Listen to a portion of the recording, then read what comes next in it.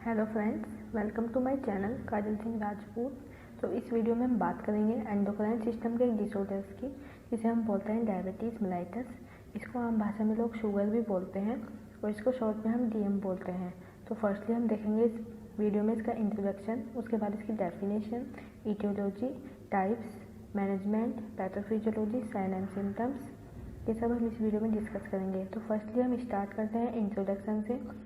DM commonly known as diabetes, एक group of metabolic disorder. जो diabetes mellitus है वो एक मेटाबॉलिक डिसऑर्डर्स का एक ग्रुप है।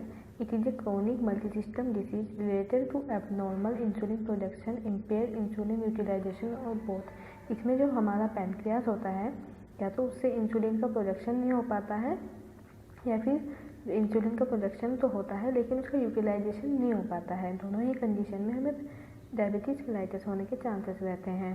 जो हमारा पैनक्रियास होता है उसमें 3 टाइप्स की सेल्स होती हैं, अल्फा, बीटा और gamma.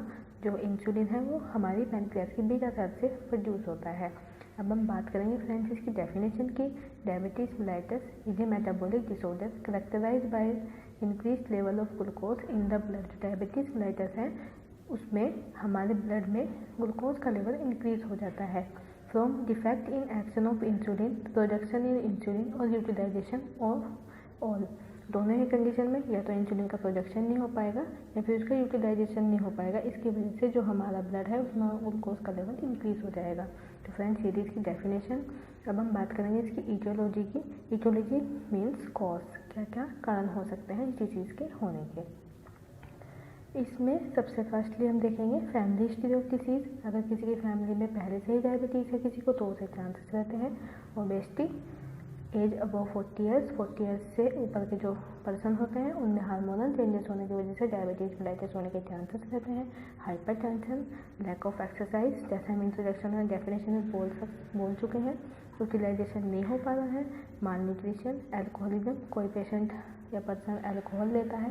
Race, history of gestational diabetes. Gestational diabetes के बारे में हम आगे इसके टाइप्स में डिस्कस करेंगे। अब हम बात करते हैं क्लासिफिकेशन में।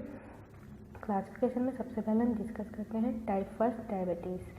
टाइप फर्स्ट डायबिटीज़ को हम IDDM भी बोलते हैं।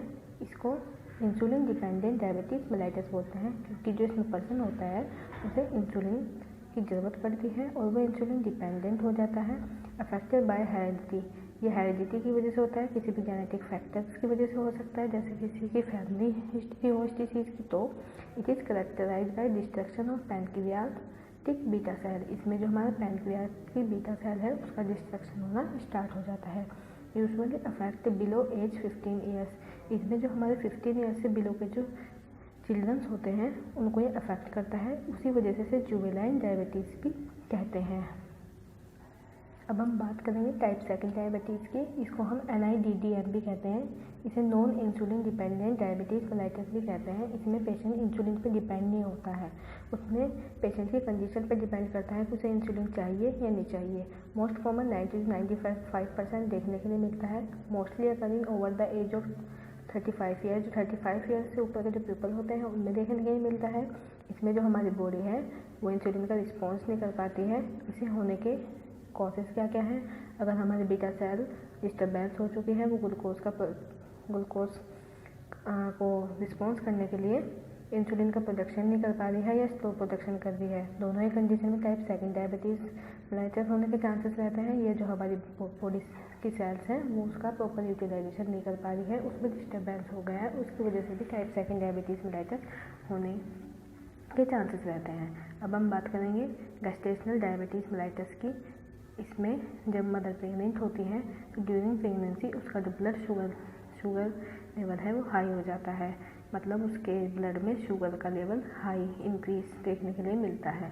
During pregnancy hyperglycaemia develops because of secretion of placental hormone. ये सब सिक्रेशंस ऑफ प्लेसेंटल हार्मोन्स की वजह से होता है, जिसकी वजह से उसमें हाइपरग्लाइसीमिया यानी कि उसको डायबिटीज़ होने के चांसेस रहते हैं। अब हम बात करेंगे सेकेंडरी डायबिटीज़ मेलाइटस की। ड्यू टू मेडिकल कंडीशन, अगर किसी पेशेंट में कोई मेडिकल कंडीशन है या कोई पैथोलॉजिकल कंडीशन है या कोई ट्रॉमेटिक कंडीशन है, किसी पेशेंट को कोई ट्रॉमा हुआ है पैनक्रियास में, या कोई पैथोलॉजिकल कंडीशन लाइक ट्यूमर है, क्रोनिक पैनक्रियाटाइटिस है, पैनक्रियाटिक सिस्ट है, एंडोक्राइन डिसऑर्डर है या अदर कोई पैथोलॉजिकल कंडीशन है, तो इन सभी कंडीशंस में पेशेंट को सेकेंडरी डायबिटीज़ मेलेटस होने के चांसेस रहते हैं। अब हम बात करेंगे इसकी पैथोफिजियोलॉजी की। Due to etiological factor, obesity, lack of exercise, कोई भी इटियोलॉजिकल फैक्टर हो सकता है। Cell respond properly to the effect of insulin, इसमें जो हमारी सेल है वो इंसुलिन का रिस्पॉन्स नहीं कर पाएंगी। Insulin will not be absorb properly by the body cell, इसकी वजह से जो बॉडी सेल है उसमें ग्लूकोज प्रॉपर ऑब्जॉर्व नहीं हो पाएगा। Glucose will not be store appropriately in the liver and muscles, उसकी वजह से जो हमारी लीवर है और हमारा मसल्स है उसमें दोनों में ही ग्लूकोज का स्टोरेज नहीं हो पाएगा। High level of blood glucose, जिसकी वजह से हमारे ब्लड में ग्लूकोज का लेवल इंक्रीज हो जाएगा। Kidney with reach their salt of reabsorption, जो किडनी है वो रीअब्जॉर्प्शन करने लगेगी ग्लूकोज का, इसकी वजह से glucose will be excreted in the urine, जो ग्लूकोज है वो हमारे यूरिन के थ्रू एक्सक्रीट आउट होने लगेगा। इस कंडीशन को ग्लाइकोसूरिया कहते हैं। Increase the osmotic pressure of the urine, जो हमारा यूरिन है उसका जो ऑस्मोटिक प्रेशर है वो इंक्रीज हो जाएगा। इनहिबिट रीअब्जॉर्प्शन ऑफ वाटर, और जो वाटर का जो रीअब्जॉर्प्शन है वो रुक जाएगा। इसकी वजह से increase urine production and increase fluid loss, जो हमारा यूरिन है उसका प्रोडक्शन बढ़ जाएगा, उसी की वजह से हमारा फ्लूइड लॉस होना स्टार्ट हो जाएगा। उसके बाद पेशेंट में सिम्टम्स शो होने स्टार्ट हो जाते हैं। अब हम बात करेंगे इसके साइन एंड सिम्टम्स की।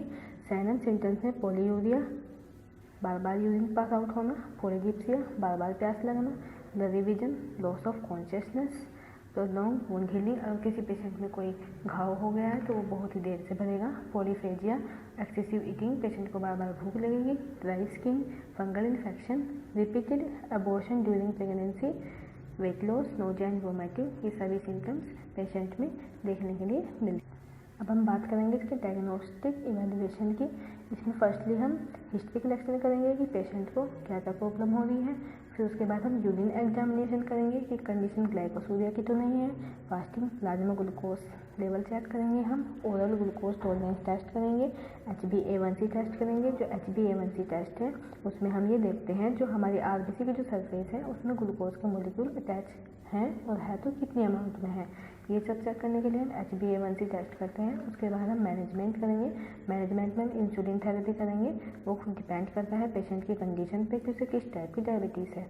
ओरल एंटी डायबिटीज़ ड्रग्स देंगे उसको, मील प्लानिंग करेंगे, उसकी जो लाइफ स्टाइल है उसका मॉडिफिकेशन करेंगे और पेशेंट को हेल्थ एजुकेशन दे सकते हैं कि उसे क्या खाना है और क्या नहीं खाना है, उसे किस टाइप की एक्सरसाइज करनी है और कैसे अपनी बॉडी में इंसुलिन या ग्लूकोज को यूटिलाइज करना है। Thank you class.